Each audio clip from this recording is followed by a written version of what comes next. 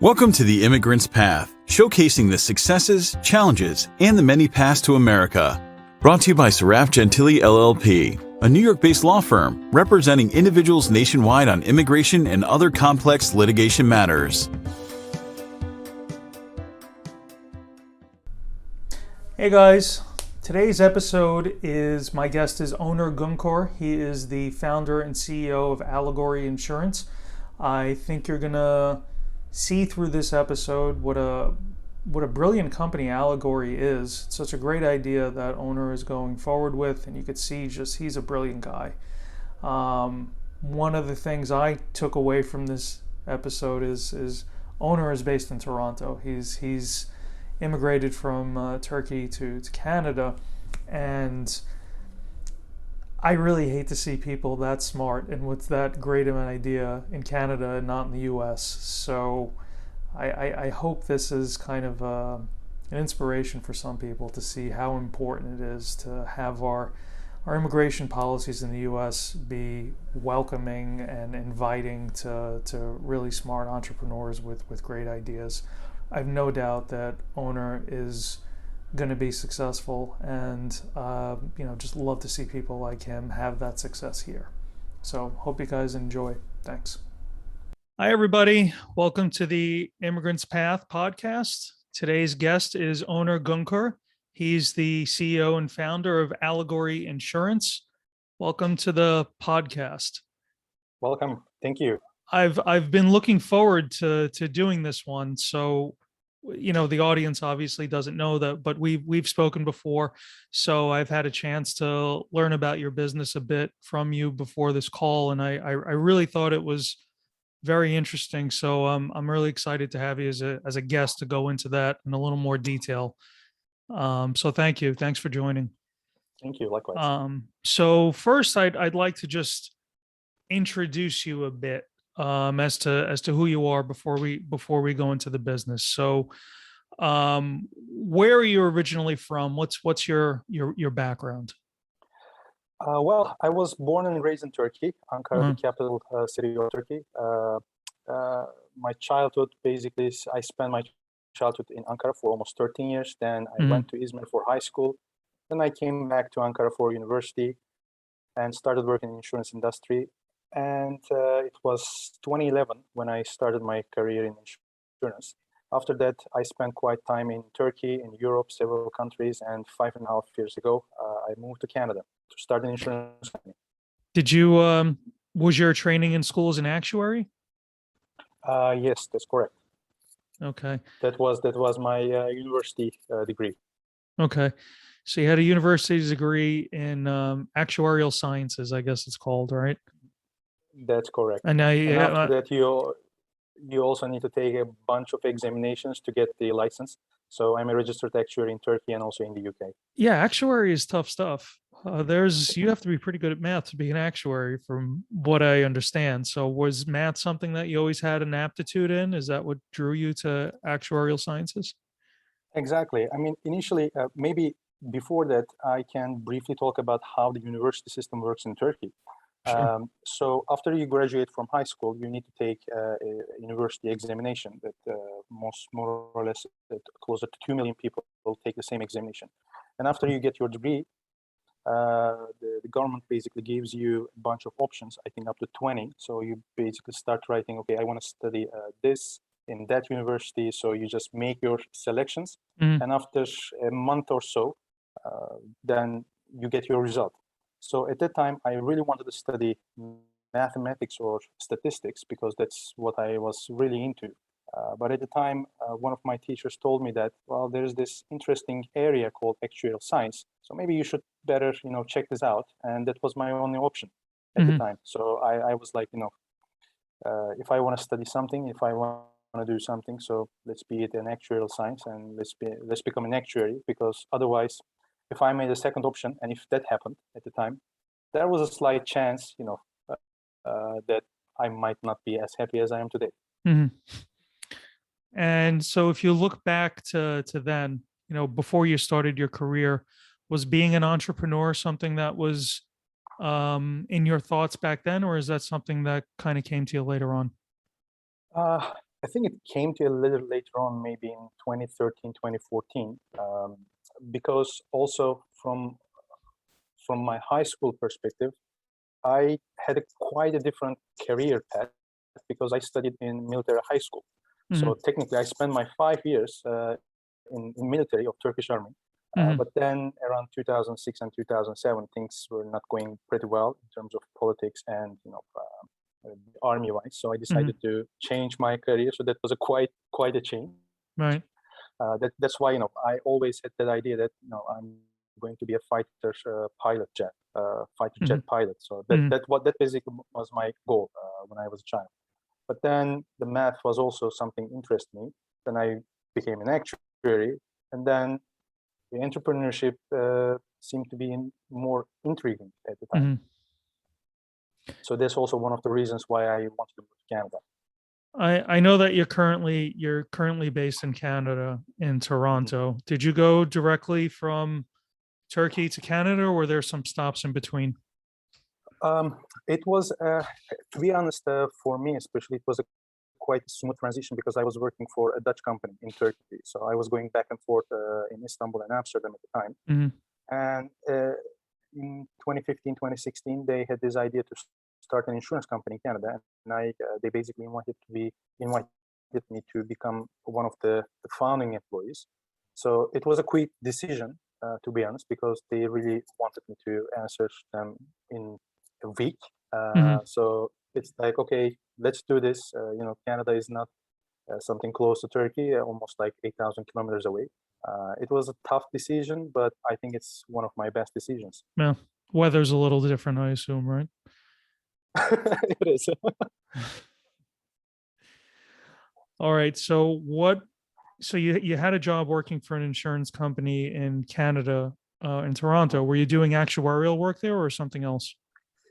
That was basically the goal, and that was one of my first assignments to start building the pricing models for this new insurance company where there was no data. So that was quite a tough job, but I had extensive knowledge in auto insurance specifically. So basically, I started with that, then moved to home insurance. But then I realized there was more things I can do and contribute to the company. So I jumped to underwriting, product, helped the claims a little bit. Did some digital marketing efforts also, and eventually I find myself doing some IT and compliance stuff at the end. So there was quite a startup experience. I literally did anything that you can do in an insurance company. And was there, I assume sometime during this time period, you got your idea to start Allegory. What sparked the idea to start your own company? To be honest, the idea actually came a little bit before than that. So in 2014, I was doing my master's in financial markets and the capital management. Also, there was some kind of business management as well. So at the time, I really wanted to write my master's in, is there a pricing model that can be used all around the world without using any gender, marital status, credit score, all this demographic information. And I was just, it was literally a hypothetical question that I was trying to find an answer to. And next 2-3 years, I started talking to academicians mainly in European countries. So I basically approached them, hey, I had this idea, and can we work together? So at the time, I talked to a lot of people from IEEE, some actuaries in Greece, Germany, Norway, and I was like, there must be a model, basically that we can do it, and it's much faster, less discriminative model. So that was the whole idea. And then, when I moved to Canada, I was like, maybe it's the right time to make this a business. So that's all started 6-7 years ago. Finally, it's coming to a fruition. Nice. All right. So can you give us a description as to what Allegory Insurance is and what you're trying to accomplish with it? I know you hinted at it just before, but just to give it in a little more detail. Maybe I can give you this example. So, at the time I was trying to make this a business, I was trying to find a name. And of course, there are a lot of considerations when you're coming up with a name. Right. If it starts with A, it's always better because, the first thing you see on the mobile applications is the A, right? The letter A. And the other thing is there are some other combinations that the number of syllables you have to use, or, the number of easy on the keyboard side. So while I was thinking all this, I was reading the Plato's book, The Republic. So there's the fifth or sixth chapter called Allegory of the Cave. Right. Then I was reading because also it is quite a common thing amongst the startup industry that, whenever you start a company, it's always, actually there was a hype around that, find something Greek, right? The people usually like those stuff. So first of all, I was like, maybe I should call my company Plato. But then, actually the allegory of the cave, in essence, is what we are trying to build with this model, because there's a completely different world outside that traditional insurance. So I asked a couple of my friends. Some of them said, well, it's a little bit old-fashioned word in English, but you may try it. And from a naming perspective, it literally hit all the points that I was looking for. So I was like, let's call it Allegory. So that's basically, the reason behind of the company, because I and the team at Allegory working right now truly want to change something in the industry. It's amazing how the ancient wisdom of the Romans and the Greeks and the Eastern Mediterranean and Stoicism has made its way into the startup community so much. I don't know, I just find that kind of funny. But Exactly. all right, But so that's hindsight, it also means that maybe in the past 2,000 years, maybe a little changed, right? Yeah. That we basically keep going back and forth to just find answers for these problems. Human nature is essentially the same. We just have better toys now. Exactly. Okay, so that's how you came up with the basic concept of the name and how to get it started. So what is who's the target market that you're working with? Is it the consumers or the insurance companies? Initially, actually, we started as a B2B company. I started talking because, I've been on the other side of the table for a quite long time. So I know their problems by heart. So that was our first target. But the COVID was something that nobody was expecting at the time. Of course, so yeah. it really changed all the dynamics, especially in the financial industry. So we tried with a few companies in Canada, and I think 3 or 4 companies in the US. But since we couldn't see the future with the pandemic, we wanted to focus on the B2C market. That's also where I have quite experience, because I also started some small businesses in the past targeting consumer market.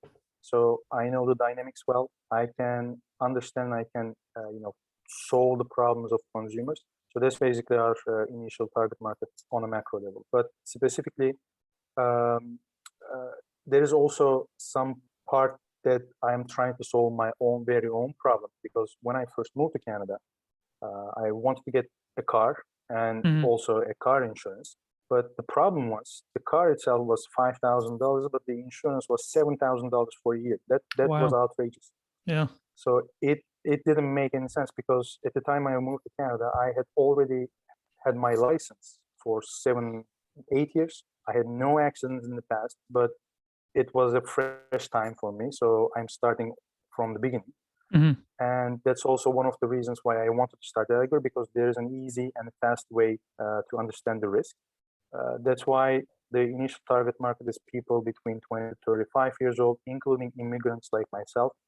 So just, give them a tool that they can basically prove that they are good drivers, so that they can get better insurance premiums from insurance companies. And so the idea is that the consumer downloads an app, right? And while they're driving, the app is tracking their driving. And so the insurer through the app is able to collect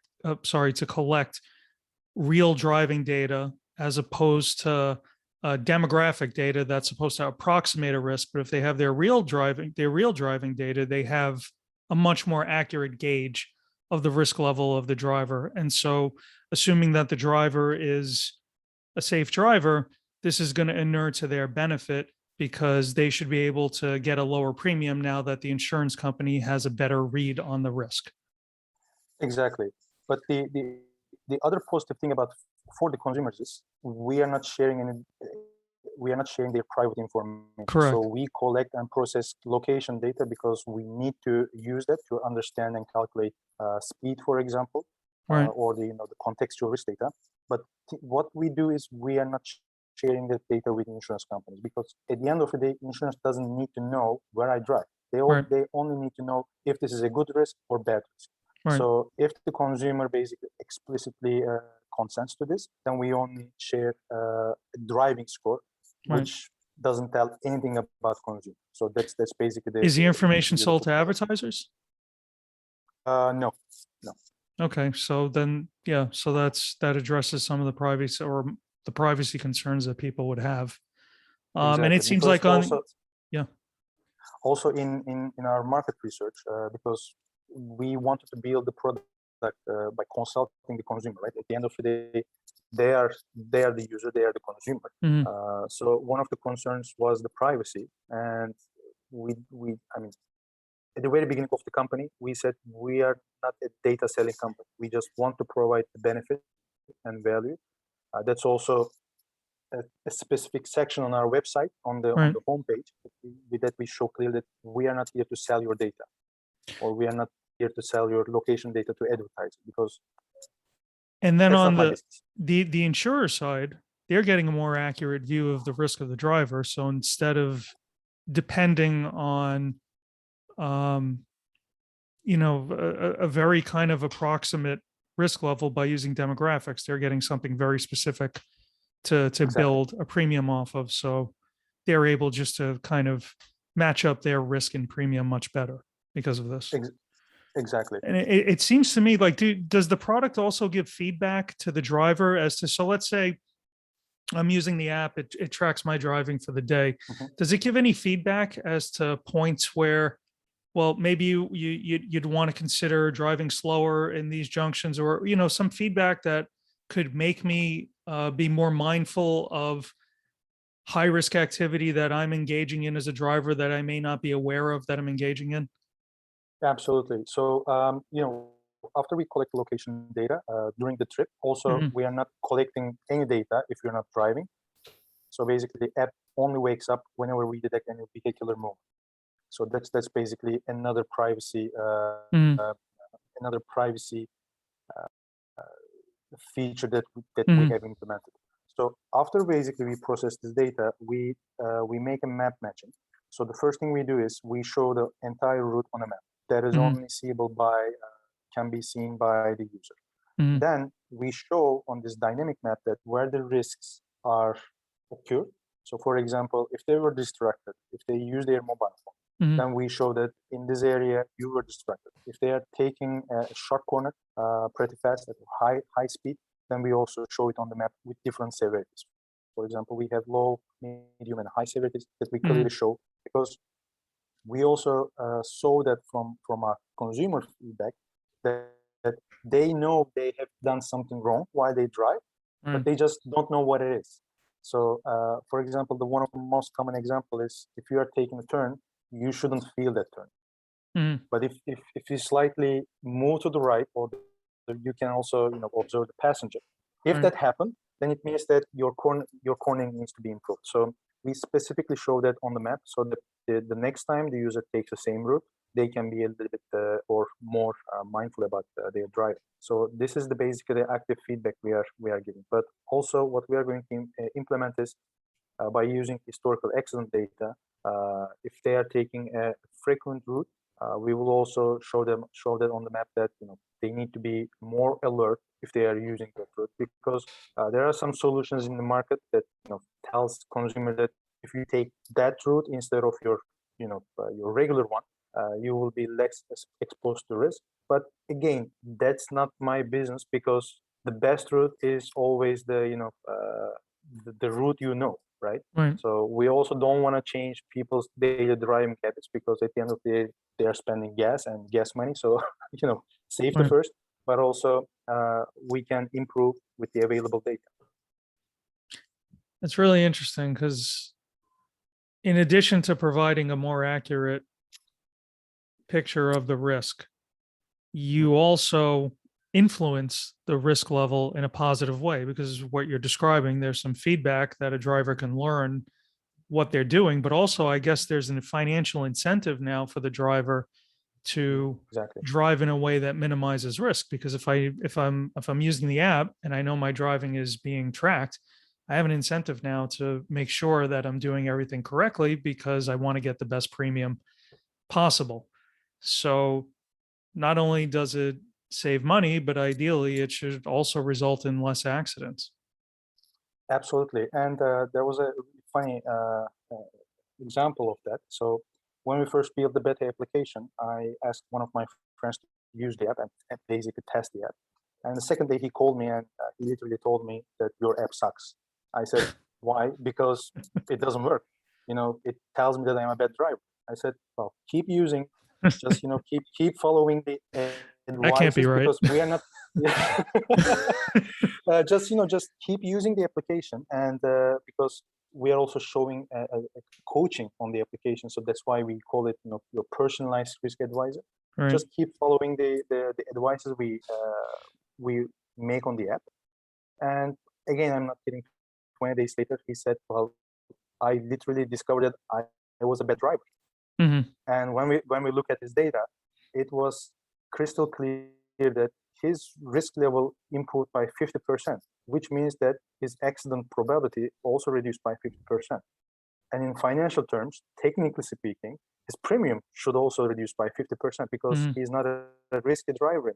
And there's this concept that if you do something for 21 days, it becomes a habit. So we also use that that motivation, that intrinsic motivation, to basically enable safer driving habits. And after that, he kept his safe driving behavior, I think, to date. It's a good example of the free market at work to take down prices and to increase safety, and it's all without government regulation. It's just through financial incentives provided by the market. Exactly.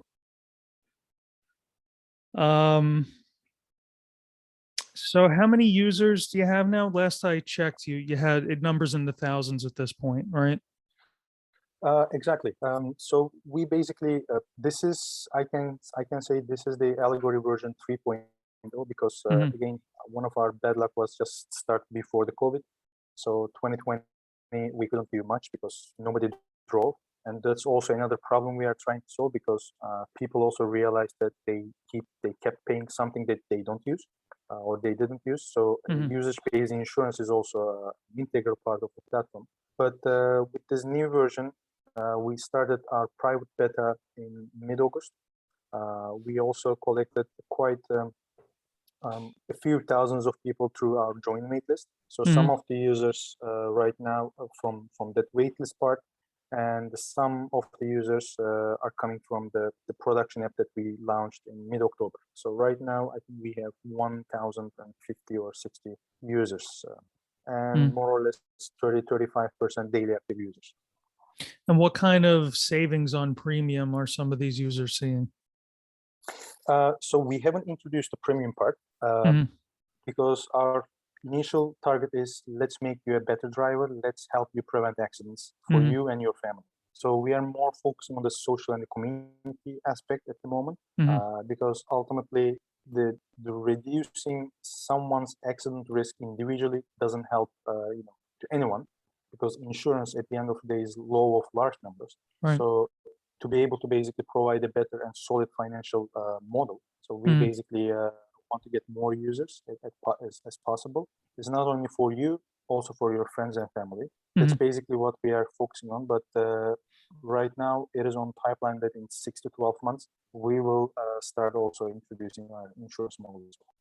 And what do you anticipate would be some of the ranges of savings that drivers can enjoy from using this?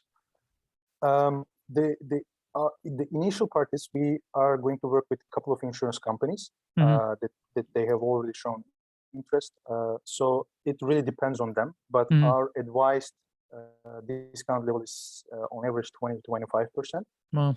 However, if I had done this business myself as an insurance company, I can confidently give someone up to 70% discount. Wow. Because that's what the actuarial model said, and we already validated the model with 300,000 drivers with accident data and the behavioral data. So that's why I can talk confidently as an actuary, turned entrepreneur. That also sometimes really helps. But that's really it. I mean, oftentimes you see statistic that 65% of drivers in the US overpay for insurance. That's a fact. Because they subsidize the bad drivers. Sometimes we use the analogy drunk drivers. And in 6 to 9 months, when you're starting to have this, I guess, premium product, I don't know if that's the right word, but are you offering it in Canada and the US, or is it just starting in Canada?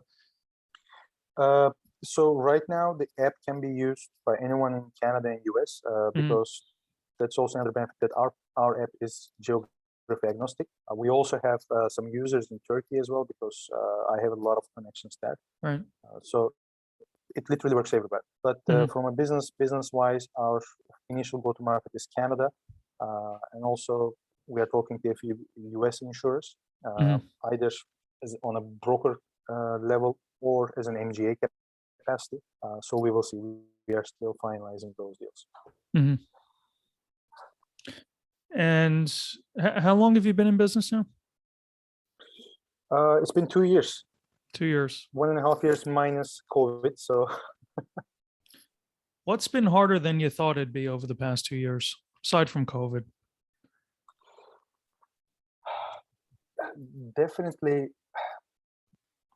I think the hardest one was team building, because I know the insurance part and I know the business part, but it is a technology company at the end of the day, and I really need to have a CTO on board as well.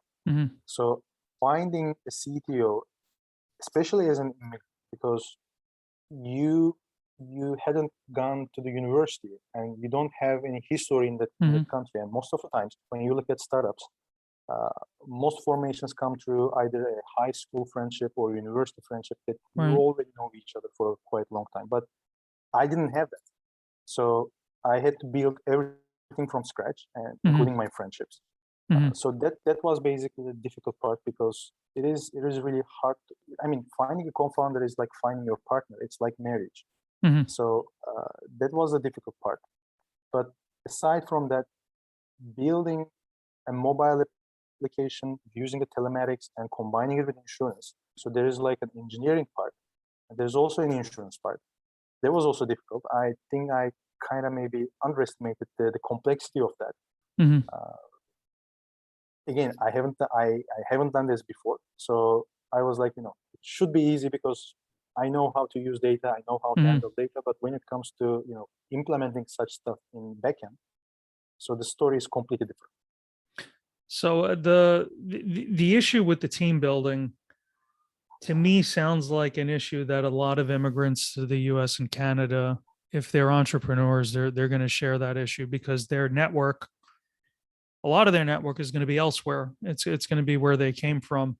So what advice would you have to people that are coming to the US or coming to Canada to start businesses, to try to build that network? Like what have you learned over the past 2 years that you think would be helpful to somebody just starting on that part of the journey or considering it? Like, has social media been something that's been very helpful for you to building it, or has it been more of an in-person venture? Yeah.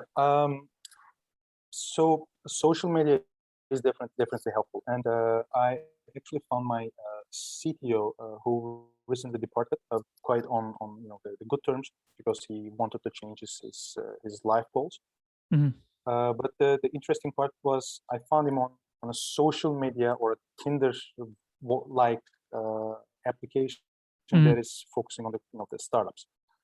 So I think we got a really good understanding of what we want to do, and he was with the company for 1.5 years. He's still on board, by the way, as an advisor.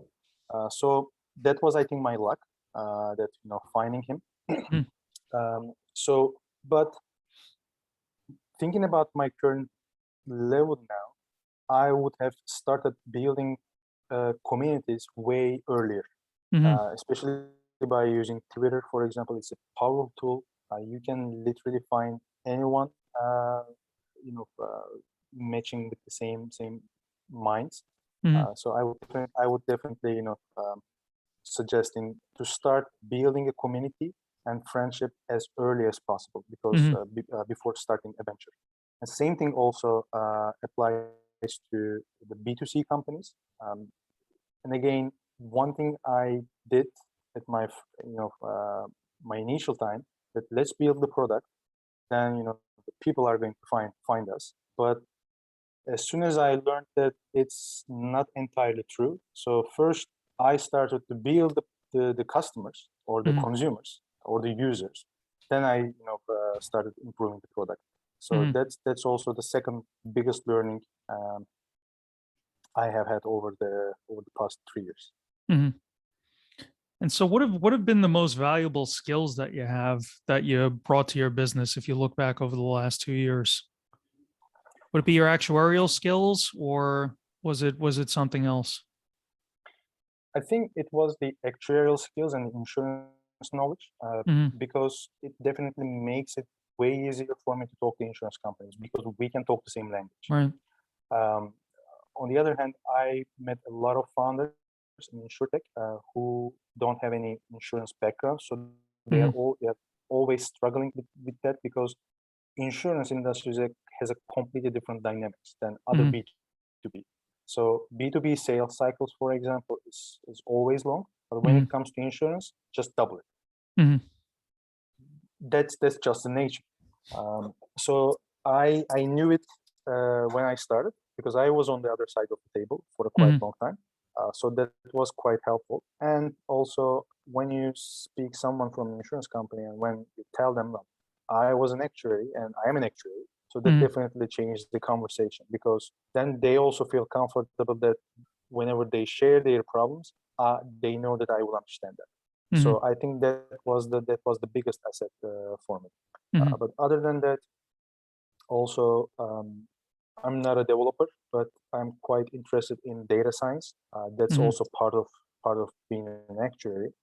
So since we are building a data-centric company, that also really helped me, because I can understand what the pipelines should look like. So I can easily communicate with developers or even with the CTO that we have to do it this way, because that will help us to analyze data and basically create a value for consumers. So that was also quite helpful. And do you have an idea in your head, or a vision in your head, as what you'd like Allegory to look like in in the short to mid-term, maybe like a 5-year time horizon? So there are 4 trends happening right now, and I think when it comes to insurance, so those kind of trends are here to stay for a long time. So one of them is definitely the buying behavior from the consumer side. With the COVID, for example, before COVID, when we talk to people, usually 25 to 28% of consumers were feeling comfortable to buy online. But now that ratio is almost 50%. The other thing is, again, pre-COVID, people were a little bit hesitant or shy to share their personal information. But now they say, well, just if you are going to provide me value, I am fine to share my health data or telematics information, as long as you give me a discount, or as long as you promise me to save money. So those are 2 major trends we see on the consumer side. But on the other hand, there is an accelerating interest on the insurance industry, that most insurance companies also aware of this. So they want to change their technology stack.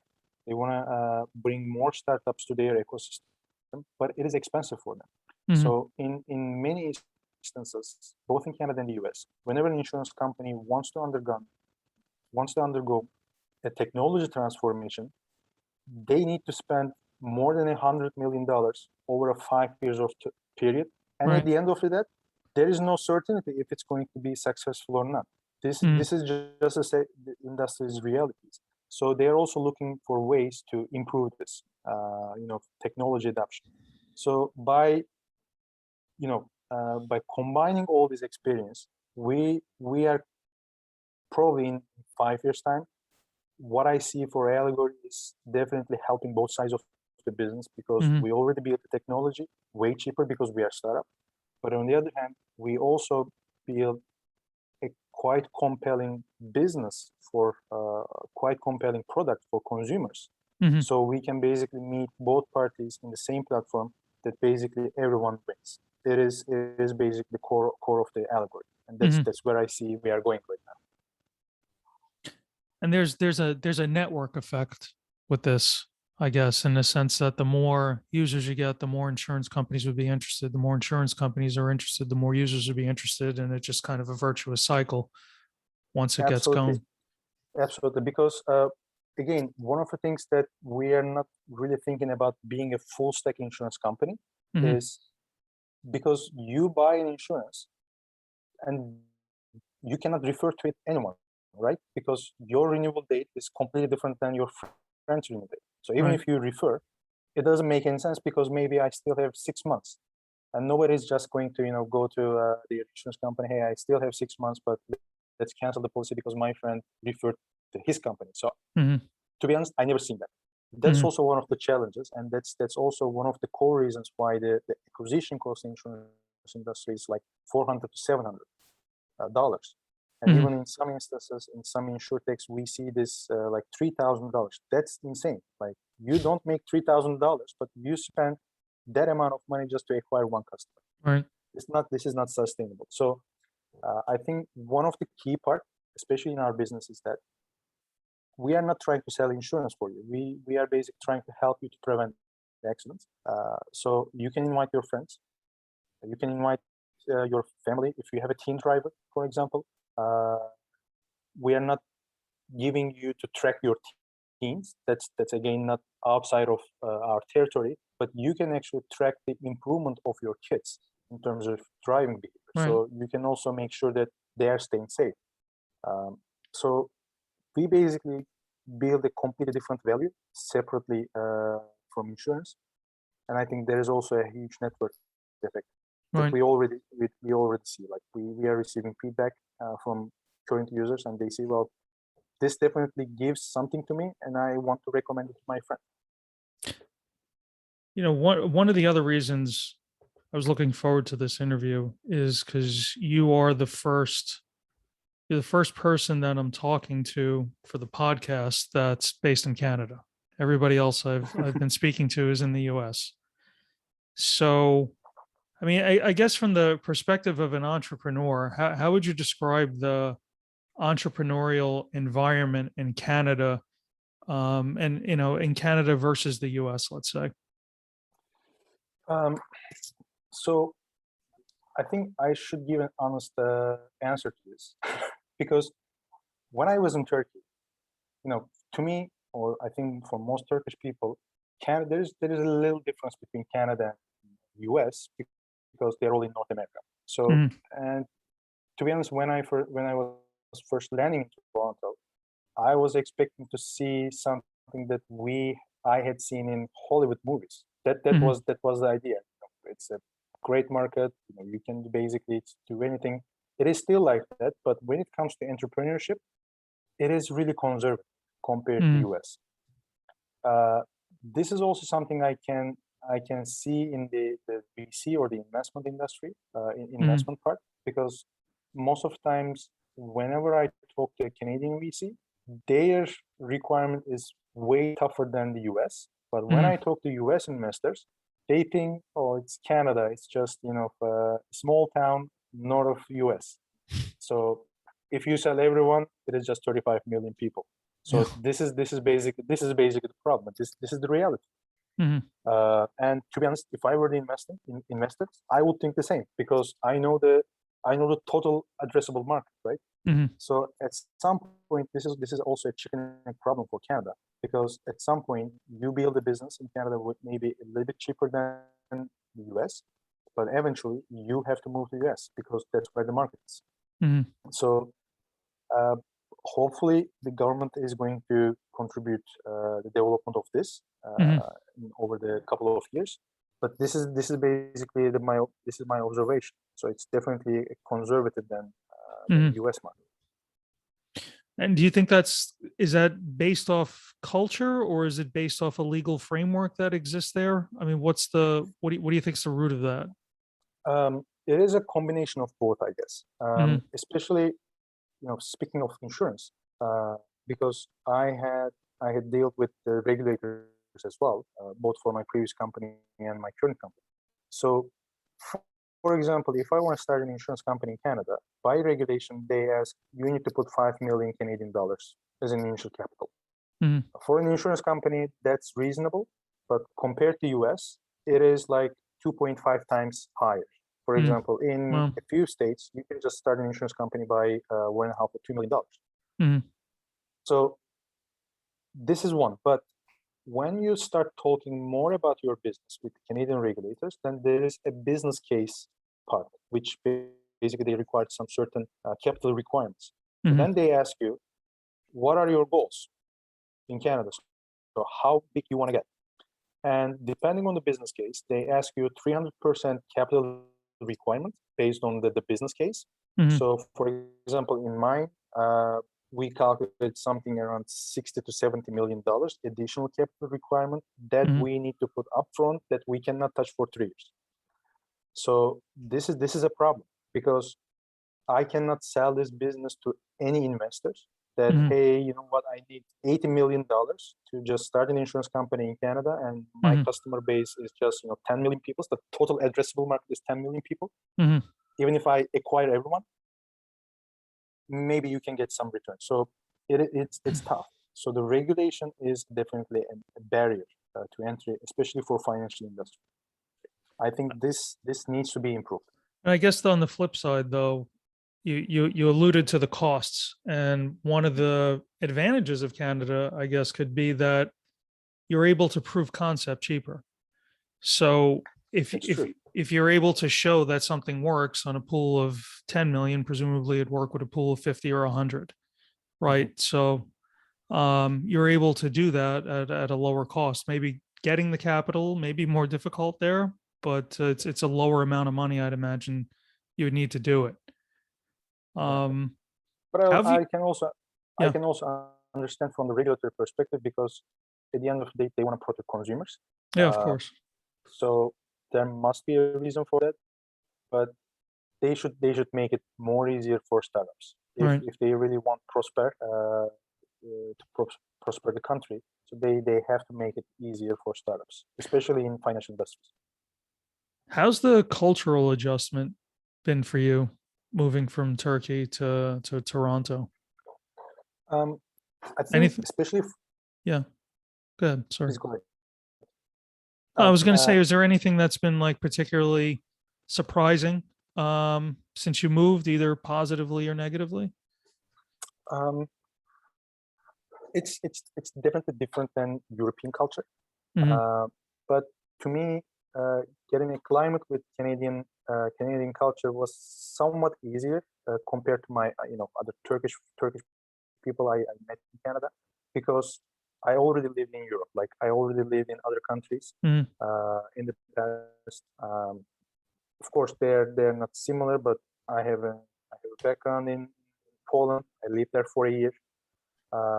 I know the Dutch culture quite well. I know the German culture and Italian culture quite well. So Hmm. from that perspective, it took me less time. However, it's still different. It's Hmm. completely different. Um, you know, uh, I think that's part of the culture, but I see that North American people in general are more individualistic. I'm not Yeah. saying this is a bad thing, Hmm. but this is just part of the culture where I don't see that in European cultures. So there's like a more close-knit communities Hmm. in Europe. So that was the first difference I realized. But at the end of the day, it's been almost 6 years now, so Hmm. I get used to that. I have a lot of Canadian friends, so I haven't had any problems personally. On the other side, I also saw some bad examples that should have never happened. Mhm. But I think that's always in the minority case. Right. I mean, I've been to Toronto. I've never lived there. It's always struck me as being, I mean, it's about as multicultural a city as Mhm. exists in the world. I mean, maybe New York or London, but it seems to me like a place that would be very welcoming to immigrants. And I guess anytime you move to a new country, there's going to be an adjustment process and there's going to be Absolutely. difficulties with that. But it seems to me that a city like Toronto makes that as easy as, as can be, for something like that. I mean, would you? Exactly. Yeah, yeah. No, I totally agree. I literally have a lot of friends from different backgrounds and different cultures, and I haven't had that in Europe, for example. Right. Because let's say when I go to Amsterdam, I usually have Dutch friends, Hmm. or when I go to Germany, I have German friends. But in Toronto, it's completely different. Right. I have a lot of friends from different cultures, which is amazing. That's why they say it, a cultural mosaic, which Yeah. I think is the best description for that. Yeah. I mean, I lived my whole life in New York City pretty much, aside from going to school. So when I go to Asia or I go to Europe, and it's like you're in China and everybody's Chinese, or you're in Italy and pretty much everybody's Italian. It feels very strange coming from New York, but I guess we're really the strange ones in New York. This is kind of, places like New York and Toronto are not normal. It's a good thing. I think it's one of the It best is things about living in these places, but it is exactly. somewhat unique. Um, the other thing, if for somebody that's involved in immigration law in the U.S., Canada has a reputation for being easier to deal with and easier to immigrate with if you're coming from a highly skilled background like you are. Did you find the immigration process to Canada to be relatively painless? Uh, Especially for me, yes, and I still don't know why was why was so easy for me. I still don't know reason, because I have a lot of highly skilled friends in Toronto, and usually it took them 5 6 months. Mm, So I initially came to Canada under a work permit. mm, After spending a year, then I wanted to apply for permanent residency, and mm. that basically really surprised me, because in 2 months I got my permanent residency. I Well, never seen that amongst my friend. I don't right. know. Maybe I was kind of lucky on the process. So after 2 months, I got my permanent residency, and I'm already qualified for the citizenship as well. Well, So the process, at least from my perspective, was quite easy. On the yeah. other hand, I've seen a few friends that spent quite a lot of time, um, for getting their permanent residency. Mm, Um, but the other thing I see is, especially not specific coming from Turkey, but different locations as well. Um, Especially people with with LGBTQ background. mhm, In some countries the laws sometimes make it illegal mhm, to become a part of that community. So I saw that Canada is quite helpful and facilitating for mhm. for for those people as well. So a lot of people I've seen that they got their permanent residency quite fast. If they really need a new home for themselves, and that was a really, I don't know, it's I don't know the maybe the right word, but it's really nice thing to see, and it's really great to live in a country uh, that basically helps people, not only Right. high skilled, but people really need to find a new home for themselves. Yeah. Yeah. I mean, that's one thing I really admire about Canada is the immigration debate in the U.S. is a lot more, let's say, passionate. Um, there's a lot of people in the US that are really want to see less immigration, and then there's other people that are very open to it and really want to encourage it. Seems to me on Canada that exists in Canada too, but it's more muted. It's not as it's not like this top tier issue that people get so fired up about like they do in the U.S. So that's something I really admire about Canada. It really is. It's a welcoming place to people from around the world. So it's nice to see. So if you were to give some advice to somebody, they could be from Turkey or they could be from elsewhere, but they're considering coming to North America to pursue their entrepreneurial dream. If you just had a couple of things of advice that you give them based off your experience, what would you say to them? Just do it.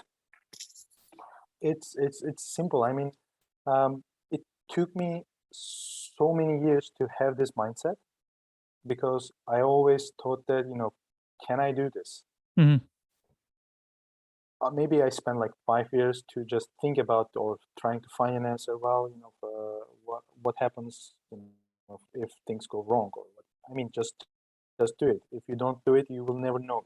Mhm. So, and you will just live in your own mind that of questions, which is not going to help you.